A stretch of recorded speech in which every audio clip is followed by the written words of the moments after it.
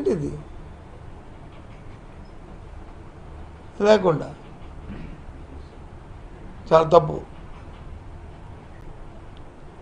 వాళ్ళు అందుకే ప్రత్యేకించి ముఖ్యమంత్రి గారు ఏబిఎన్ రాధాకృష్ణ ఏబిఎన్ ఛానల్లో వారు మాట్లాడిన మాటల్ని దాన్ని తీవ్రంగా ఖండిస్తూ వాటి మీద ముఖ్యమంత్రి గారు దాన్ని సమర్థిస్తూ ముఖ్యమంత్రి గారు తనయుడు సమర్థిస్తూ ఉప ముఖ్యమంత్రి సమర్థిస్తున్న నేపథ్యాన్ని ఇవాళ అడుగుతున్నాం. ఇదే మీ సంస్కృతి, ఇదే మీ సాంప్రదాయం. మీరే ఇదే ఈ రాష్ట్రంలో ఉన్న మీరు కొంచెం పౌరులకు వచ్చిన నాయకులా, మీరు పరిపాలకులా మా దౌర్భాగ్యానికి.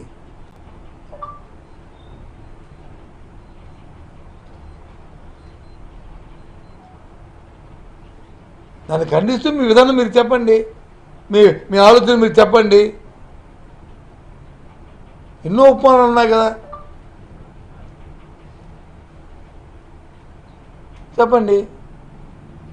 లేకపోతే వ్యక్తిగతంగా మమ్మల్ని వచ్చి అవమానపరిచి మాట్లాడుతారంటే మాట్లాడండి, మీకు వచ్చిన భాషతో మీకు వచ్చిన భాషలో పార్టీ పరంగా. కానీ ఇంట్లో మహిళలనా?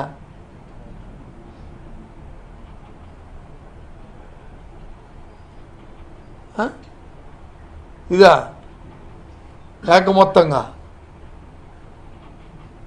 ఏంటండి ఇది?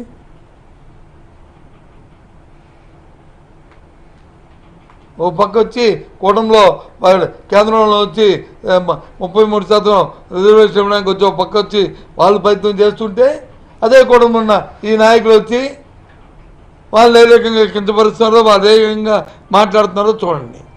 మా దౌర్భాగ్యం వచ్చి అదొక కూటమి.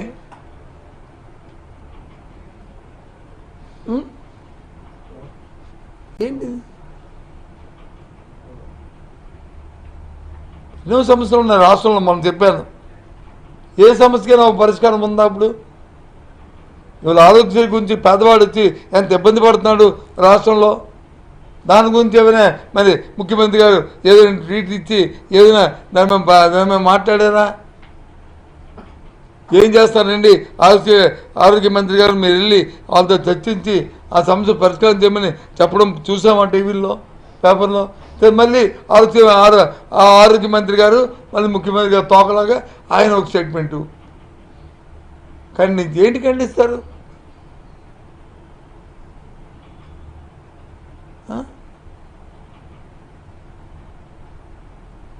పంట గిట్టుబాటు లేక బాధపడుతుంటే వ్యవసాయ మంత్రి వారొకటి అసలు విషయం వదిలేసి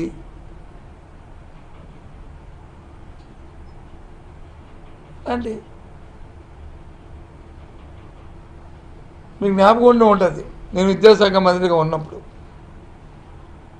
10th క్లాస్ పరీక్షల్లో వచ్చి పరీక్షలు రాసినప్పుడు పేపరు దీంట్లో ఒక అందులో ఉన్న లోపాలని అందరింటిని చేసి పర్యవేక్షించి పట్టుకొని వాళ్ళని అరెస్టులు చేసి వాళ్ళ మీద చర్యలు తీసుకున్న నేపథ్యం. ఇప్పుడు ఏ రకంగా ఉంది విద్యా వ్యవస్థ చెప్పండి?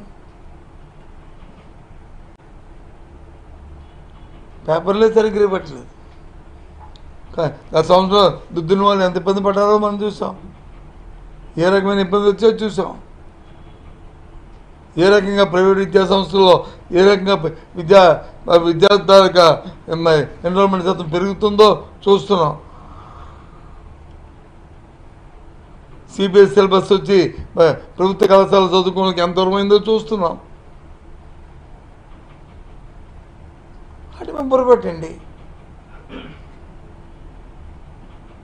రోజు బుల్లో వచ్చేసి మమ్మల్ని వచ్చి అది కాదు అని మమ్మల్ని మాట్లాడటం కాదు, పనిచేయచ్చుమటండి.